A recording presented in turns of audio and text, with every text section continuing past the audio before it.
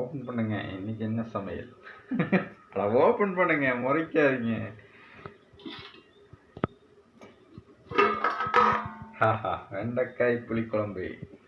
Taste பார்ப்போமா? அட பரவாயில்லைங்க, பல்லு ஆடு மாடெல்லாம் பல்ல விளக்குது.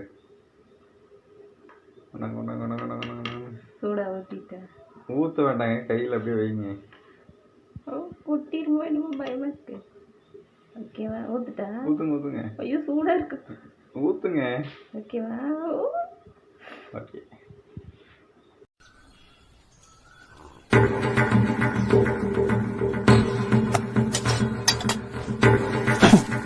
நான் 2 மணி குடிச்சிட்டேன். பாசப்படாத. ஐயா அம்மா கிட்ட சொல்லாத, தாங்க மாட்டேன். எனக்கு படபடன்னு வருது. நல்லா இருக்கு, நல்லா இருக்கு, அருமையா இருக்கு. நேற்று உப்பு ஜாஸ்தி கரெக்டாக இருக்குங்க. 30 இதுக்கு மேலே போட்டுருவீங்க, இப்போ உப்பு ஜாஸ்தி ஆயிடும். சூப்பர். எல்லாம் ரெடியா? எப்போ ரெடி. வந்து டேஸ்ட் பாருங்க. இது என்ன சொல்லுங்க? தயிர் சாதம். உப்புமாங்க. முருங்கைக்கீரை சூப் வைக்கிறீங்களா? என்ன கருமையா இது? கர்மம் இல்லைங்க, குருமா. முருங்கைக்கீரையை வேக விட்டுட்டு தண்ணி எவ்வளோ ஊற்றினா எப்படிங்க முருங்கைக்கீரை நல்லா இருக்கும்? தண்ணி எடுத்துருவீங்களா? அதே சூப்பாக மாற்றிடுவீங்களா? கரண்டியால் அடிச்சிருவீங்களா? எங்கள் அம்மாவோட சொல்லி தருவீங்க.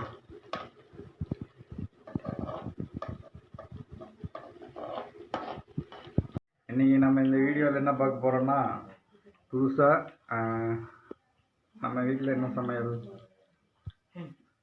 ஏங்க இருங்க, நானே ஏதோ குண்டக்கு பேசிகிட்டு இருக்கேன்.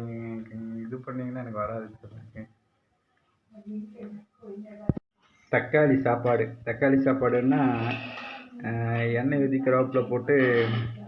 ஏங்க இல்லைங்க, தக்காளி சாப்பாடு 2 விதமாக இருக்குல்ல. இது ஒரு விதம் இல்லை. அதாவது தக்காளி தொக்கு வச்சு தக்காளி தொக்குக்குள்ளே சாப்பாடை போட்டு பரட்டி எடுக்கிறது. அதுக்கு காம்பினேஷன் கடலக்காய். அது எவ்வளோ டேஸ்ட்டாக இருக்குன்னு தெரியுங்களா?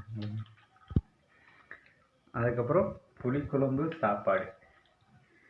இப்போ நம்ம ரிவ்யூ பார்ப்போம். இருங்க கொஞ்சம் இருங்க, நான் மட்டும் எடுத்துக்கிறேன். தக்காளி சாப்பாடு ஒரு வாய். அதாவது பேர் என்னங்க? கடலக்காய். இது பேர் வந்து எங்கள் ஊரில் கடலக்காய்ன்னு சொல்லுவாங்க. அந்த கடலக்காய் ஒரு வாய். அது பாதி ரைஸ் ஆகிட்டு இருக்கும்போதே, மிக்சிங் ஆகிட்டு இருக்கும்போதே ஒரு தக்காளி சாப்பாடு சாப்பிட்டா செம்ம டேஸ்ட்டாக இருக்கும். அற்புதம்.